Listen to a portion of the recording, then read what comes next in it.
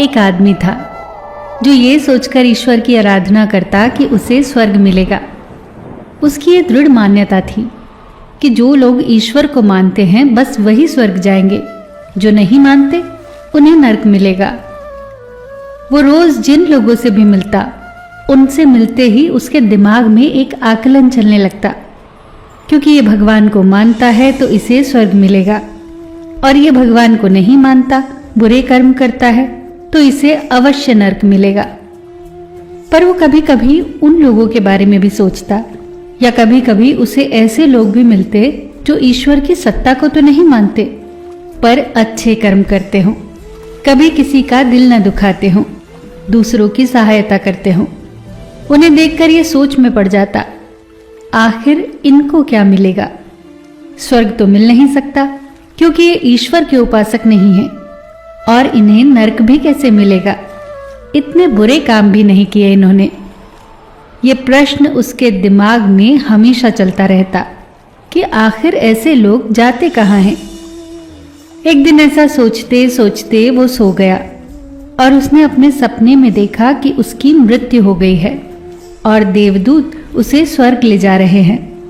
जब वो स्वर्ग पहुंचा तो उसने वहां वो लोग देखे जिनके बारे में वो अक्सर सोचता था कि इन्हें स्वर्ग ही मिलना चाहिए। फिर वो व्यक्ति वहां उन लोगों को ढूंढने लगा जिनके बारे में उसके दिमाग में प्रश्न चिन्ह था कि ऐसे लोग जो ईश्वर को तो नहीं मानते पर अच्छे कार्य करते हैं, वो कहाँ जाते हैं। उसने स्वर्ग में हर जगह ढूंढा, पर वो लोग उसे वहां नहीं मिले। फिर उसने स्वर्ग के दरबान से उन लोगों के बारे में पूछा। दरबान ने कहा, अच्छा वो लोग तो सबसे निचले दर्जे के नरक में हैं, नरक से भी निचले दर्जे का नरक। ये सुनकर उस आदमी को आश्चर्य हुआ। इस पर दरबान ने कहा, स्वर्ग से भी निचले दर्जे के स्वर्ग होते हैं और नरक से भी निचले दर्जे के नरक। स्वर्ग और नरक की कई श्रेणियां होती हैं, और वो सबसे निचले दर्जे के नरक में है। उस व्यक्ति को उनसे मिलने की इच्छा हुई, और साथ ही ये देखने की भी कि सबसे निम्न कोटि का नरक आखिर होता कैसा है। पहले तो दरबान उसे वहां ले जाने को राजी ना हुआ, पर उस व्यक्ति के बहुत विनती करने के बाद स्वर्ग का दारोगा राजी हो गया, और उसने दरबान को उसे वो नरक दिखाने को कहा जहां वो लोग थे जो ईश्वर पर तो विश्वास नहीं करते थे, पर वो कर्म बहुत अच्छे करते थे। अब उन दोनों ने अपनी स्वर्ग से नरक की यात्रा आरंभ कर दी।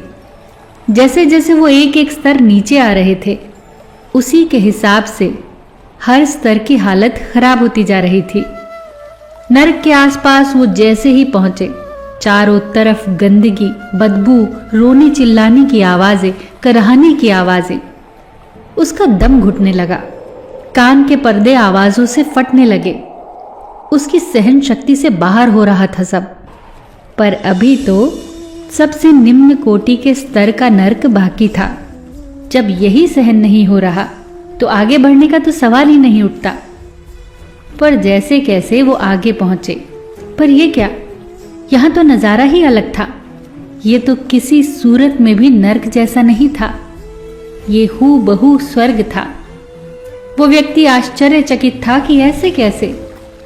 उसने जैसे ही नरक में प्रवेश किया तो स्वर्ग जैसा आभास हुआ। वहां उसे वो सब लोग मिले जो कर्मठ थे, सही कर्म करते थे। उस व्यक्ति ने उन लोगों से पूछा कि ये सबसे निम्न कोटि का नरक तो बिल्कुल नहीं हो सकता, इसकी स्थिति तो नरक से भी बदतर होनी चाहिए थी, पर यह तो स्वर्ग के समान है, ऐसा कैसे हो सकता है। इस पर वहां बसे लोगों ने कहा, आपका प्रश्न बिल्कुल सही है, इसके हालात तो नरक से भी बदतर होने चाहिए थे। और सच भी यही है कि जब हमें यहाँ लाया गया तो ये स्थान नरक से कई गुना बदतर था। चारों तरफ आग ही आग थी, सड़ान मारता गंदगी से भरा पानी था। उस आग की ताप के कारण पिघली अवस्था में धातु ही धातु थी। जलती हुई लोहे की सलाखें, सड़ता हुआ गोबर, गंदगी और उबड़ खाबड़ कांटों से भरी जमीन। यहां पर तो पैर भी नहीं रखा जा सकता था। हम लोगों ने उस गंदे और सड़े पानी को आग पर उड़ेलना आरंभ किया। तब तक हमारे हाथ न रुके जब तक वो आग न बुझ गई। आग के बुझने के बाद धीरे धीरे धातु ठंडी हुई। फिर धातु को हमने औजारों की शक्ल दी और फिर उन औजारों से जमीन के कांटे हटाकर उसे समतल कर दिया। सड़ी गंदगी से खाद बनाई और उपजाऊ भूमि तैयार की।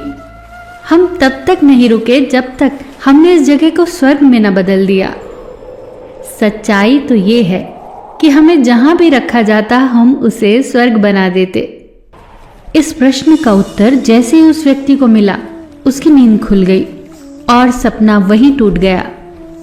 बेशक उसका सपना उसकी सोच के आधार पर था। उसने वही देखा जो वो सोचता था, पर निम्नतम नरक से स्वर्ग बनने की सोच ने उसकी विचारधारा ही बदल दी। दोस्तों, अगर हम इस कहानी का सार नरक से स्वर्ग में बदले जाने वाले दृष्टिकोण से देखें तो हमें पता चलेगा कि सही कर्म में ही ईश्वर का वास होता है। सद्गुणों का परिणाम हमेशा सकारात्मक होता है और स्वर्ग और नरक दोनों हमारे भीतर हैं। कुछ लोग बदतर परिस्थितियों को भी अपने प्रयासों से बेहतरीन बना देते हैं। बहुत सी चीजें गड़बड़ होती हैं जीवन में। अगर रोते रहोगे तो हमेशा रोते ही रहोगे। परिस्थितियों को दोष देते देते खत्म हो जाएगा जीवन। हर चीज कभी सही नहीं मिलती। चीजों को सही करना पड़ता है।